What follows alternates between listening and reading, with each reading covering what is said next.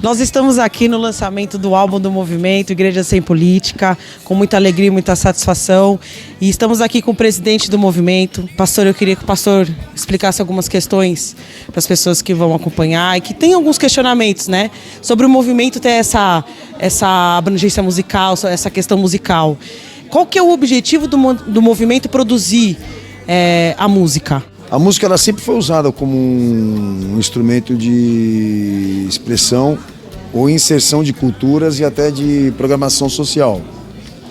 E assim, então o movimento ele não descartou usar esse instrumento para poder fazer as divulgações do trabalho e também do conteúdo que nós estamos defendendo. Entendeu? Então nós estamos usando o que eles usaram, na verdade, para poder exatamente agregar adeptos, até simpatizantes, isso em cada cultura específica. Então, hoje a música ela é um veículo ideológico, ela é um veículo de inserção de pensamentos específicos, de até mesmo gostos e modas, vamos dizer assim. Então, o movimento entendeu que a música ela tem essa força, ela tem essa abrangência, né? Esse toque nas pessoas. Então o movimento entendeu que, de maneira legítima, a gente deveria fazer o mesmo. Por que não? Então esse trabalho passou a ser desenvolvido, mais focado exatamente para essa pauta. As músicas, elas manifestam uma indignação, né? Como que o pastor explicaria aí essa questão musical? A agressividade? Bom, por que a musicalidade tem que ser agressiva? Porque o que na verdade a gente representa uma posição de defesa, não vou dizer de ataque, mas de defesa de elementos teológicos que precisam, na verdade, serem testemunhados e precisam ser divulgados, mas para uma classe de pessoas que hoje, na verdade, elas não têm respeito nenhum pela igreja, pela obra dele. Eu vou explicar melhor. Aqui, a atitude do Senhor de entrar dentro do templo e reagir contra aqueles mercadores e pedir uma casa de oração, exigir uma casa de oração, qual foi a atitude dele ali naquele momento? Obviamente com a autoridade messiânica dele. Foi essa, de ser agressivo, enérgico. Por quê? Porque aquela classe de pessoas que estavam lá era uma classe dominante, era uma classe usurpadora, eles não tinham respeito nenhum pela obra de Deus e nem pelas leis e mandamentos. Então, a posição dele ali, de ser enérgico, é mais ou menos o que a gente tenta passar pela música agora.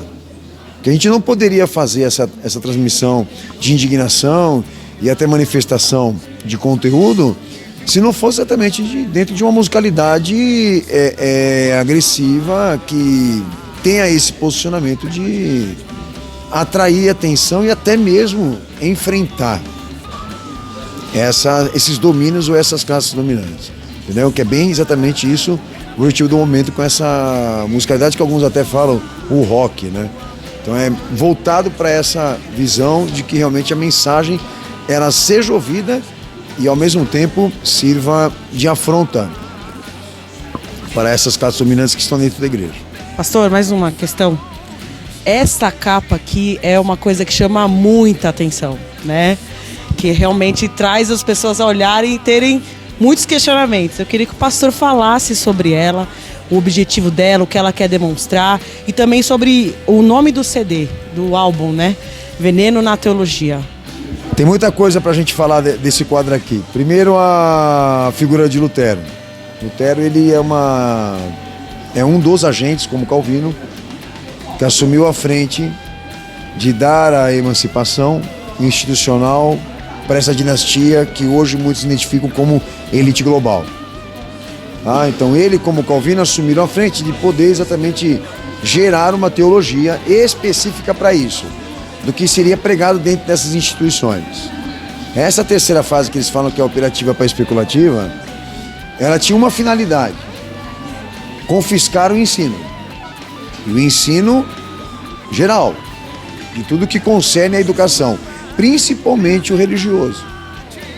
E esses caras aqui, eles assumiram a frente para poder realmente construir elementos filosóficos e chamar isso de evangelho. Então, por muito tempo, isso foi pregado dentro da igreja. Esse conteúdo pelo protestantismo.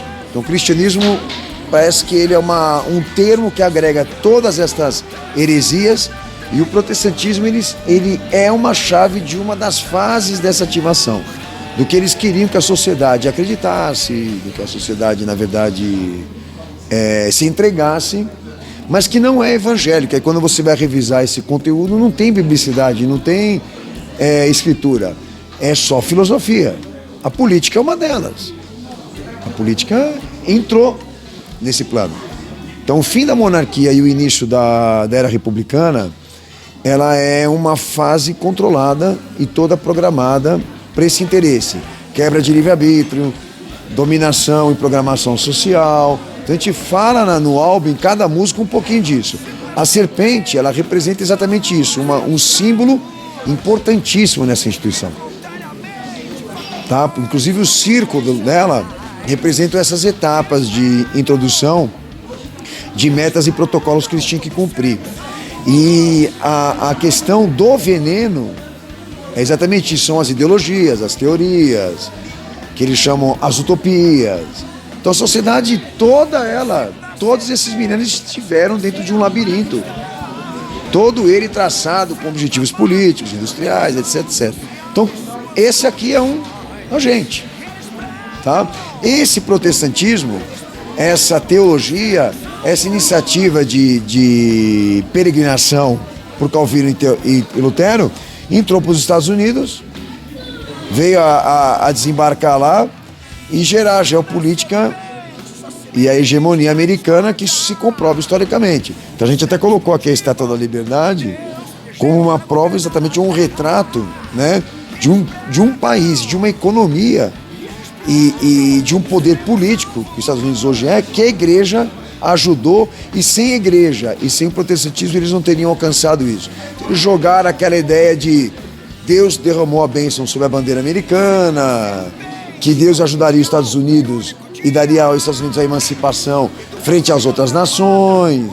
Esse conceito de que Deus é pátria, Deus é família, Deus é sociedade, que rege a Carta Magna, os valores, isso entrou nos Estados Unidos e ajudou os Estados Unidos a construir o que hoje a ONU, praticamente, ela vai administrar e vai liderar. Essa nave vai ser controlada por ela. E eles dizem, somos livres da condição de escravos. Eles gritam, somos livres da condição de escravos. Veneno na teologia.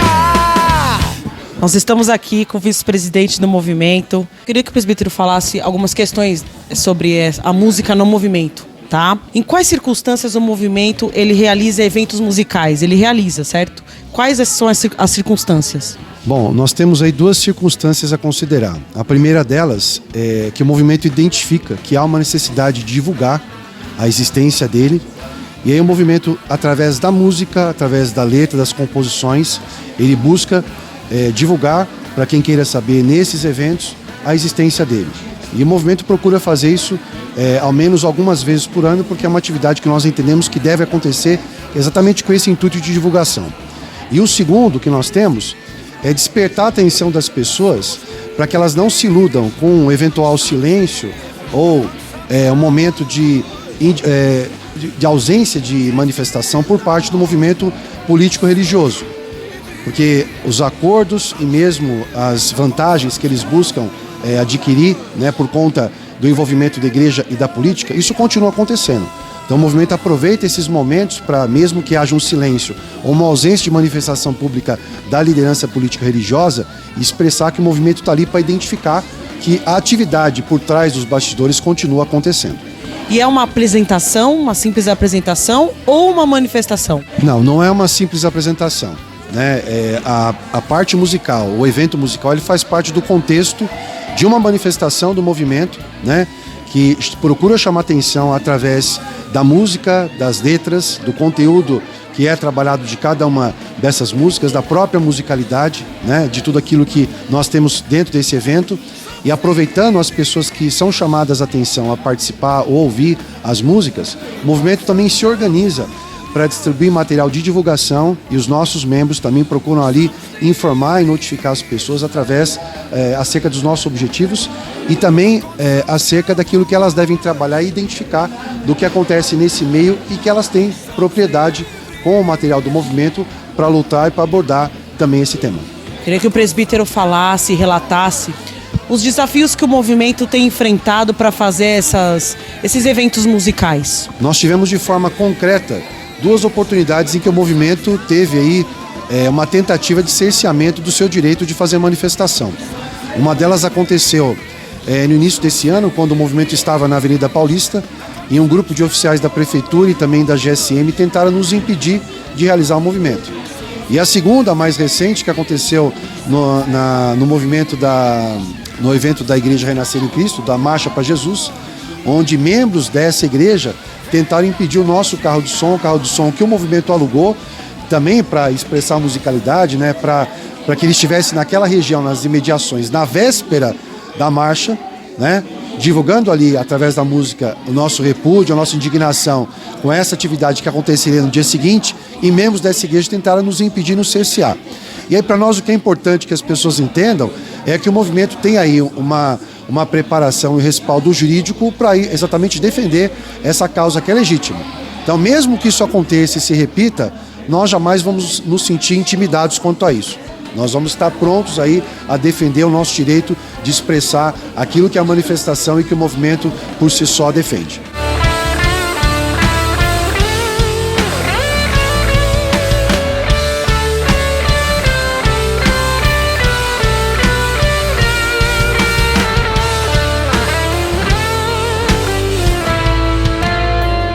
Pastor, como que as pessoas podem adquirir o álbum, ouvir o álbum, como que elas fazem? A gente já dispôs nas plataformas digitais, tá lá disponível para todo mundo poder ouvir. E o detalhe que até o presbítero falou aqui, e gratuito, que quer dizer que as pessoas não vão precisar pagar nada por isso, que é uma promessa que o movimento fez e obviamente visa honrar até a sua existência, tá? Então, todas as músicas, todo o material que o movimento produzir, não existe custo. Não tem custo. Então, aqueles que quiserem realmente colaborar com o movimento, se prontificar em ajudar, já tem essa discriminação no nosso site lá, da conta do movimento, para quem quer realmente ter essa iniciativa, tá? Que não é obrigatório. Mas o movimento se prontifica em levar essa mensagem sem nenhum tipo de custo. Independentemente do que a gente produza, vai ser disponível para todos aí. Não é diferente também o álbum. Pastor, uma consideração final para que as pessoas possam realmente adquirir o álbum, ouvir, né, e testemunhar nas músicas essa mensagem que a gente quer passar. Uma primeira observação: nós não somos melhores do que ninguém. Você saiu desse sistema, eu também. Muita gente que está aqui um dia esteve lá, entendeu? Refém disso, de instituições que eles administravam. Então, o primeiro apelo que eu gostaria de fazer para quem vai realmente acompanhar o movimento, ouvir esse álbum, que nós também, em partes, temos culpa em tudo isso que aconteceu, porque estivemos lá e alimentamos isso, entendeu? Principalmente por aqueles que vêm de famílias tradicionais, que receberam esse evangelho todo elaborado por imposição de pais e mães, que é mais ou menos a minha história, e de repente a sua também. Então a gente pode dizer isso, quanto isso é pegajoso, quanto isso realmente exige libertação, né? E como as pessoas dependem, né, sempre de estarem ali no grupo, de estarem ali naquela socialite evangélica, aquela coisa toda do social. Então há percepção em alguns, mas eles não conseguem se libertar porque eles precisam dessa formalidade, dessa ligação institucional. Então a gente abriu mão disso, abrimos mão de tudo, para poder exatamente trabalhar uma fé original que praticamente ela está contra todo o sistema. Laís, nós estamos questionando todo o sistema. Então, para pegar isso com fé e com amor, você tem que amar muito Jesus, não adianta. Você tem que estar muito certo que ele é uma coisa importante na tua vida. Então, o movimento crê nisso, que nós não somos melhores do que ninguém, nós não estamos acima de ninguém, mas que há uma verdade que a gente trabalha ela e deseja divulgar. Entendeu? Por meio da música, por meio de vídeos, por meio de notas, não importa. Agora, detalhe, e queremos ser questionados, a gente também quer ser questionado. Quem vai questionar? Então, questionem.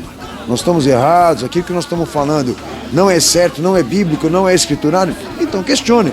Então, o movimento está aberto para deixar essa mensagem sem o autoritarismo. Não? Nós não queremos criar uma classe.